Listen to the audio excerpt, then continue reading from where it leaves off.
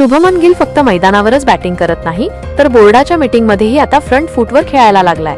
कर्णधार झाल्यापासून गिलचा एक वेगळाच अवतार समोर येतोय.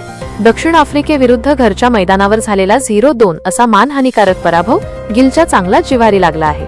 न्यूझीलंड नंतर आफ्रिकेकडूनही व्हाईट वॉश मिळाल्याने टीम इंडियाच्या तयारीवर प्रश्नचिन्ह उपस्थित झाले होते.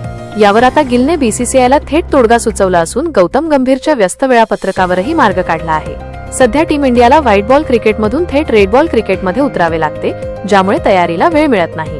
वेस्ट इंडिज आणि आफ्रिका दौऱ्यात याचा फटका बसला. यावर उपाय म्हणून गिलने बीसीसीआयकडे कसोटी मालिकेआधी किमान 15 दिवसांचे सराव शिबिर हवेच अशी आग्रही मागणी केली आहे.